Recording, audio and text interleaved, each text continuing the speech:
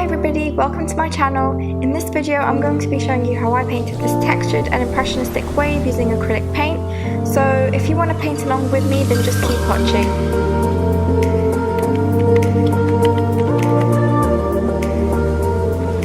So I started by taping my paper down, and I'm actually using the Daler Rowney acrylic paper, and I just started by sketching out a rough shape of what my wave would look like.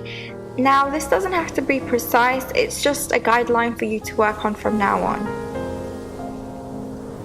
After getting a rough sketch, I began colour blocking and creating the base for my wave. So the colours I used to paint my wave were the same colours I used in my last video, which were titanium white, brilliant blue, primary cyan, turquoise blue, phthalo blue and some black. I did have to use some burnt sienna just to tone down some of the blues in this painting and to create some nice greyish blues.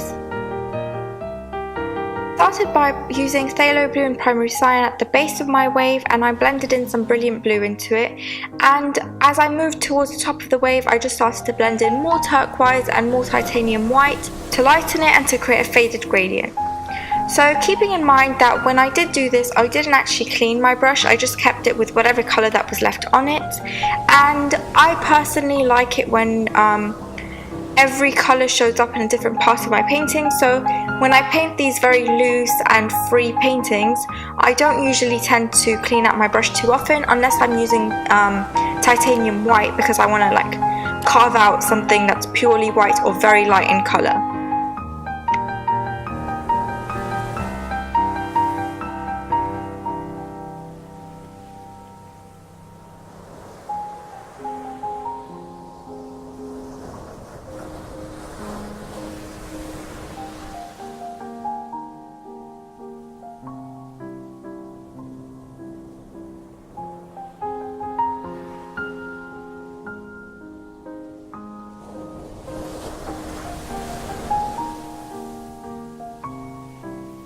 So to create the sky, I mixed in some primary cyan and titanium white, and I did have to add some burnt sienna into it just to lighten it a little more and dull down the blue in it. And I painted this on very thinly in the backdrop.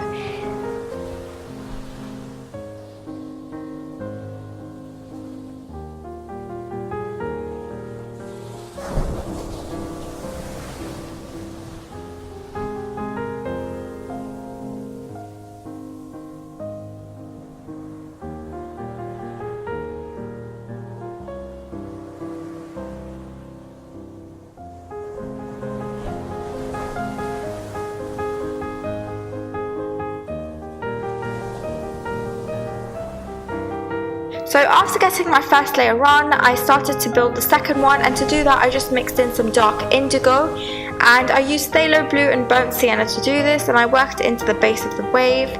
But I did feel like I wanted it to be a bit darker, so I added some black paint, and it was just a tiny bit, and I worked it into the indigo to just create that depth at the bottom. And since my layer isn't completely dry while I was working, it helped a lot with the blending, and using the same flat brush I was able to pick up some brilliant blue and turquoise and create strokes within it. And when you've got thick layers of paint that are still wet onto your paper or onto your canvas, it's so easy to just like scratch and bring out the colour underneath if you want to like carve out dark and light tones, and it's just fun because it also gives you a lot of brilliant and beautiful texture. So I just basically built these strokes to go in the direction of the water. So I started by going in small downward strokes at the base of the wave and curving upwards as I went along, just to create that nice flow and that smooth gradual sloping upwards.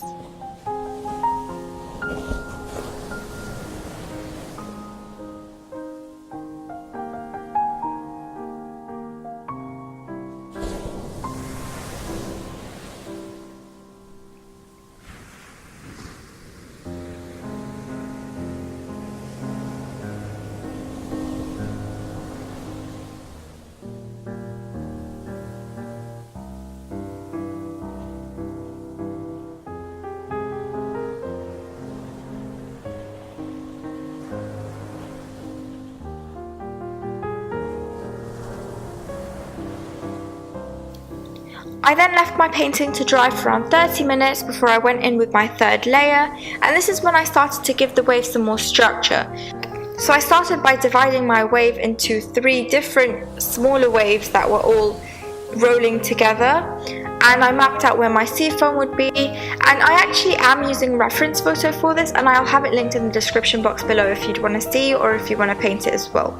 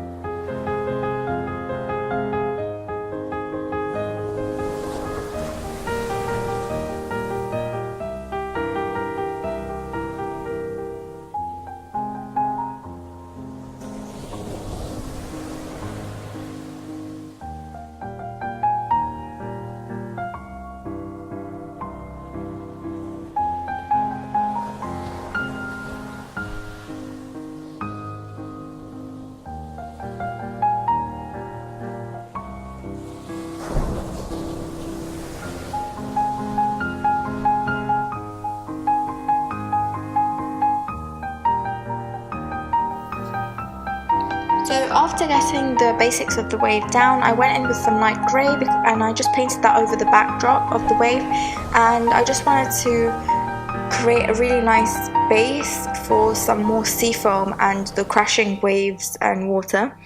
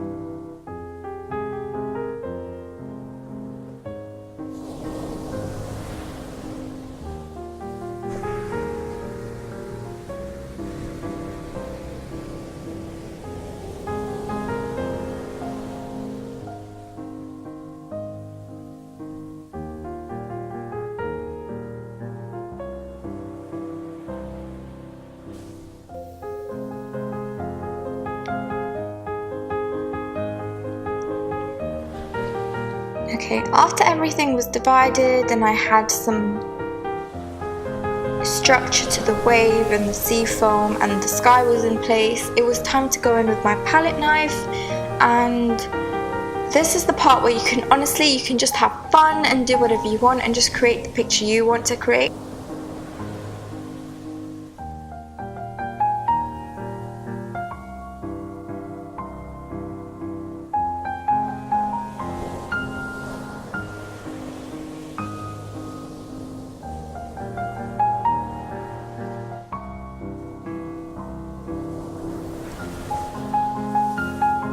So I just took some combinations of white, I scratched it down across like the wave, and I went along the direction of where the water would be flowing according to the reference photo. And I basically just layered between the white and some light blue and some phthalo blue in different areas, just to create some dimension as well as texture. And for the sea foam and the top of the wave, I went in with a thick layer of white and I mixed it in with some grey to create some bubbles and pockets to give it that foamy and textured appearance.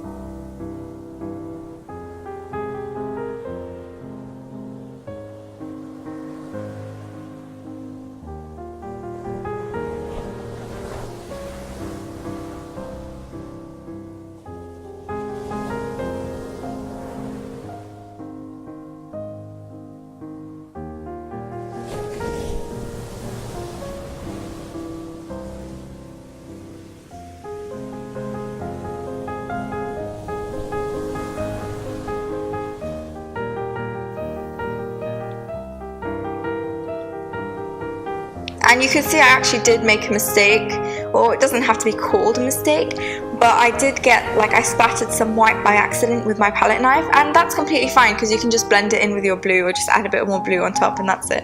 Or make a cloud out of it. I mean, it's your painting, you can just do whatever you want.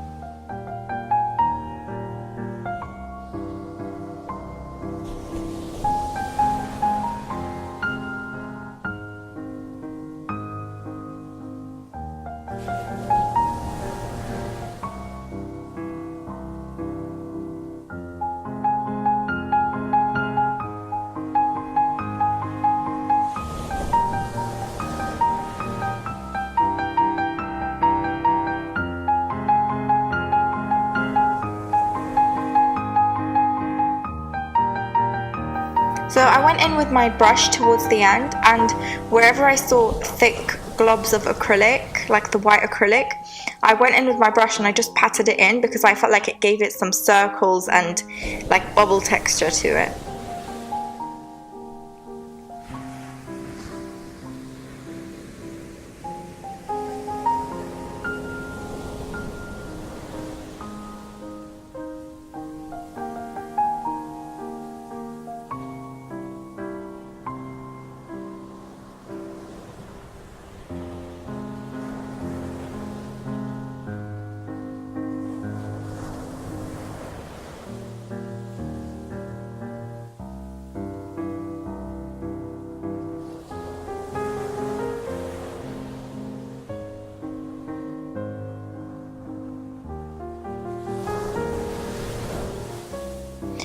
And this is just something really random, but I really felt like I wanted to add some gold onto this painting.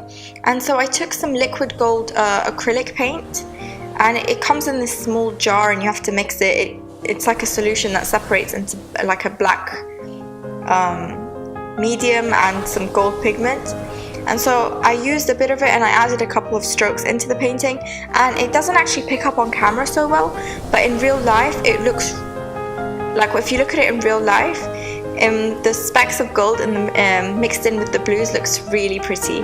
And right at the end, all I did was I had a brush and it had some white paint on it, and I just tapped it along to splatter some white drops everywhere.